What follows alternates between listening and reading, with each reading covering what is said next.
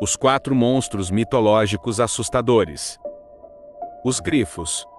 Os grifos eram monstros com corpo de leão, cabeça e asas de águia, e as costas cobertas de penas. Construíam ninhos, como as aves. Tinham garras grandes ao ponto dos habitantes da Índia, país onde se acreditava viver o grifo. Delas faziam taças. É dito que os grifos encontravam ouro nas montanhas, e com ele faziam seus ninhos, razão pela qual esses ninhos despertavam grande interesse entre os caçadores, e tinham de ser vigiados com atenção. O instinto levava os grifos a saber onde havia tesouros escondidos, e eles de tudo faziam para manter os saqueadores e ladrões à distância. Os arispianos, entre os quais viviam os grifos, eram um povo da Sítia, de um só olho. Os centauros. Estes monstros tinham a cabeça e o tronco do ser humano, e o restante do corpo, do cavalo. É dito que os antigos apreciavam muito o cavalo para considerar que sua união com o homem constituísse uma forma degradante, e, assim sendo, o centauro é o único dos monstros mitológicos da antiguidade ao qual eram atribuídas boas qualidades. Os centauros eram admitidos na companhia dos homens, e estavam entre os convidados no casamento de Píritos com Hipodâmia.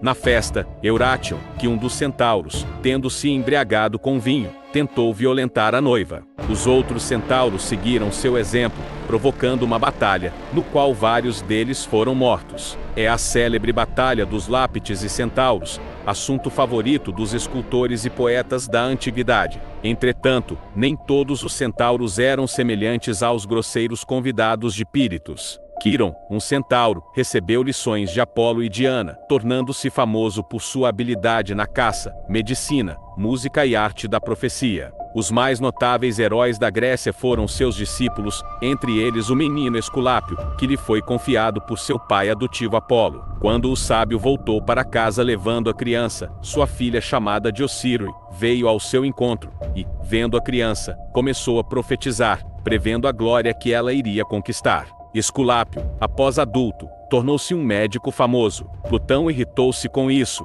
A seu pedido, Júpiter fulminou o ousado e atrevido médico com um raio, mas, depois de sua morte, recebeu-o entre os deuses. Quiron foi o mais sábio e justo dos centauros, e, quando morreu, Júpiter colocou-o entre as estrelas, como a constelação do Sagitário. A Esfinge. Na mitologia egípcia, acredita-se que esses seres mitológicos eram considerados guardiões espirituais que serviam para proteger o local onde eram construídos. Entretanto, a esfinge da mitologia grega o sentido é diferente. Nessa mitologia, os gregos acreditavam que a esfinge é um monstro que só causa destruição por onde passa. Em uma história, o Laio, o rei de Tebas, foi advertido por um oráculo de que haveria perigo para sua vida, caso seu filho recém-nascido crescesse. Ele, então, entregou o seu filho a um pastor. Entretanto, levado pela piedade, e, ao mesmo tempo, não se atrevendo a desobedecer inteiramente a ordem recebida, amarrou a criança pelos pés e deixou-a pendurada em uma árvore.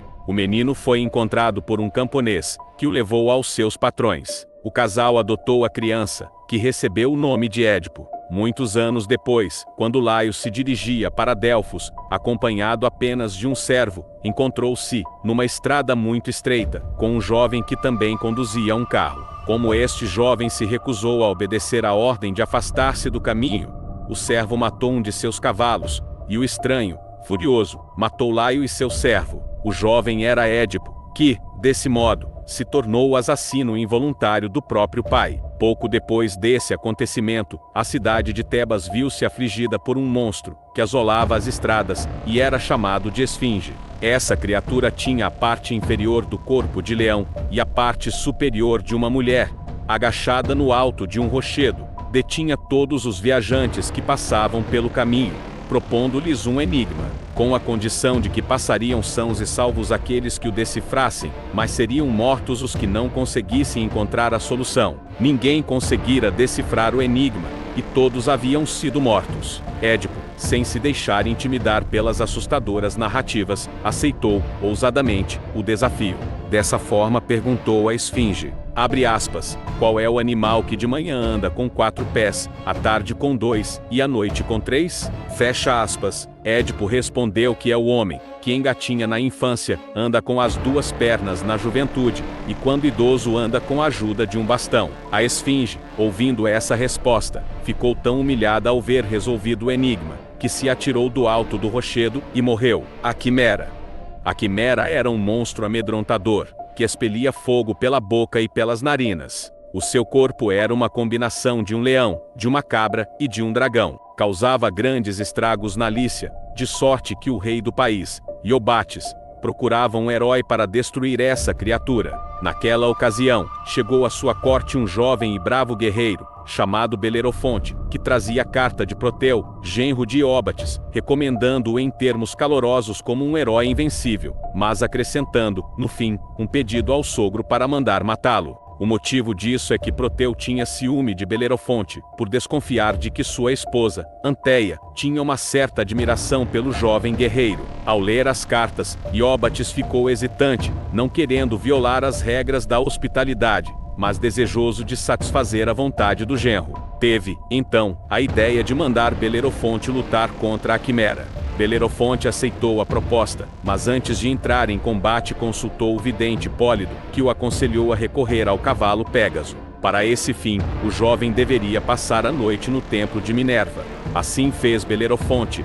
Enquanto dormia, Minerva procurou e entregou-lhe uma rédea de ouro, que se encontrava na mão do jovem quando ele despertou. Minerva mostrou-lhe, também, o cavalo Pégaso bebendo água no poço de Pirene. E, mal avistou a rédea dourada, o Pégaso aproximou-se docilmente e se deixou cavalgar. Nele montado, Belerofonte elevou-se nos ares, e foi à procura da quimera. Ao encontrar o monstro, Belerofonte o matou. É dessa forma que termino mais um vídeo. Se gostou, curta e inscreva-se no canal para ajudá-lo no seu crescimento. Até mais!